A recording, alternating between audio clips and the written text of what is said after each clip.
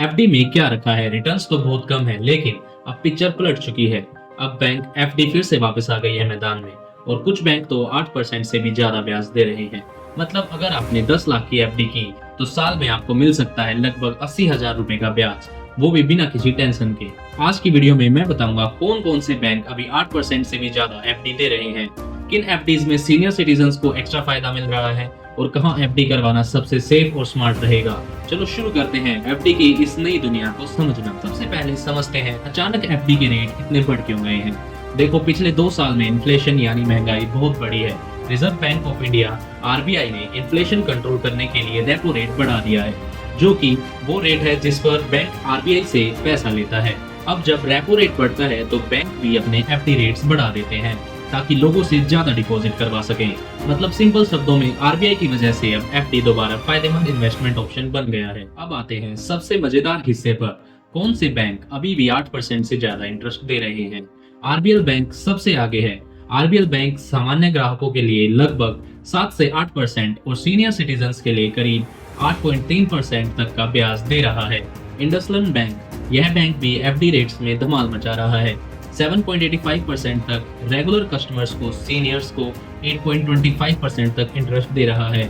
Yes bank भी इस दौड़ में पीछे नहीं है। 7.75% से लेकर 8.25% तक का इंटरेस्ट दे रहा है टेन्योर के हिसाब से। एयू स्मॉल फाइनेंस बैंक है, लेकिन एफडी रेट्स बहुत अट्रैक्ट कर रहे हैं। 8% तक रेगुलर कस्टमर्स को और 8.5% तक सीनियर्स को। जन स्मॉल फाइनेंस बैंक, सूर्योदय स्मॉल फाइनेंस बैंक दोनों छोटे बैंक हैं, लेकिन इंटरेस्ट रेट्स 8.25% से लेकर 8.75% तक जा रहे हैं। मतलब रिटर्न ज्यादा, बस थोड़ा सा रिस्क अवेयरनेस जरूरी है। आईडीएफसी फर्स्ट बैंक काफी बैलेंस्ड बैंक है, अराउंड 7.75% तक का इंटरेस्ट दे रहा है और रिलायबिलिटी भी अच्छी है।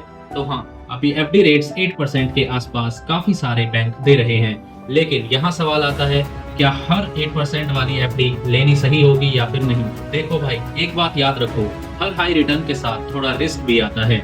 बड़े सरकारी बैंक जैसे एसबीआई, एचडीएफसी, आईसीआईसीआई, इनमें एफडी रेट्स थोड़ा कम होंगे, 7.1% से 7.5% तक, लेकिन सेफ्टी 100% रहती है क्योंकि इनकी क्रेडिबिलिटी बहुत स्ट्रॉन्ग है।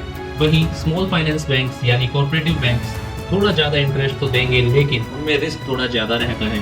तो अगर आप चाहते हैं मैक्सिमम सेफ्टी, तो पब्लिक सेक्टर बैंक्स या टॉप प्राइवेट बैंक्स में एफडी सबसे अच्छा विकल्प है। अगर आप थोड़ा रिस्क ले सकते हो तो स्मॉल फाइनेंस बैंक्स में डाइवर्सिफिकेशन कर सकते हैं। अब बात करते हैं हमारे सीनियर्स की, क्योंकि उनके लिए ये टाइम लिटरली गोल्डन है। सीनियर सिटीजन्स को हर बैंक में 0.25% से लेकर 0.75% एक्स्ट्रा इंटरेस्ट मिलता है। तो अगर आरबीएल या एयू बैंक 8% दे रहे हैं तो सीनियर्स को 8.5% या उससे भी ज्यादा मिल सकता है। और आरबीआई की नई पॉलिसी के बाद बैंक डिपॉजिट्स पर 5 लाख रुपए तक का डीआईसीजीसी इंश्योरेंस भी है। मतलब अगर बैंक में कोई प्रॉब्लम भी हो तो 5 लाख तक की राशि सुरक्षित रहती है।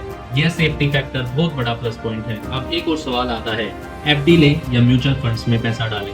देखो, एफडी में रिस्क कम होता है, लेकिन रिटर्न भी फिक्स्ड होता है। म्यूचुअल फंड्स या स्टॉक मार्केट में रिटर्न ज्यादा हो सकता है, पर वहाँ अप्स एंड डाउन्स भी रहते हैं। अगर आपका गोल शॉर्ट टर्म या मीडियम टर्म है, 1 से 3 साल तक का, तो एफडी एक परफेक्ट ऑप्शन है। लेकिन अगर आप लॉन्ग टर्म में खेलना चाहते हैं तो कुछ हिस्सा इक्विटी या म्यूचुअल फंड्स में डालना भी जरूरी है। एक ही बैंक में पूरी राशि मत डालो, एफडी को अलग अलग बैंकों में डिवाइड करो ताकि सेफ्टी भी रहे और बेटर एवरेज रिटर्न भी मिलता रहे। अब सबसे इम्पोर्टेंट सवाल, एफडी कितने समय रखी जाए। देखो, अभी इंटरेस्ट रेट्स अपने पीक के करीब हैं, मतलब अगले कुछ महीने में आरबीआई रेट्स स्थिर या थोड़े कम भी कर सकती है। तो ये बेस्ट टाइम है 2 से 3 साल की एफडी करवाने का, क्योंकि शॉर्ट टर्म में अगर रेट्स नीचे गए तो आपकी एफडी पुरानी हायर रेट पर लॉक हो जाएगी। विन विन सिचुएशन है। अगर तुम मुझसे पूछो कि मैं क्या करूंगा, तो मैं कहूंगा कि 3 टाइप की एफडी बनाओ। 70% पैसा बड़े बड़े बैंक जैसे एचडीएफसी, एसबीआई, आईसीआईसी में, सेफ्टी डिसेंट 7.25% इंटरेस्ट। 20% पैसा भरोसेमंद प्राइवेट स्मॉल फाइनेंस बैंक जैसे एयू, आरबीएल बैंक में डालें।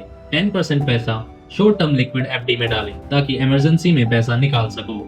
इससे सेफ्टी भी रहेगी और रिटर्न भी बढ़िया मिलेगा। तो दोस्तों, अगर आज की बात को एक लाइन में कहें तो 2025 एफडी इन्वेस्टर्स के लिए बेस्ट साल बन सकता है। इंटरेस्ट रेट्स हाई हैं, इन्फ्लेशन कंट्रोल में है और बैंक्स अट्रैक्ट करने के लिए बेटर ऑफर्स दे रहे हैं।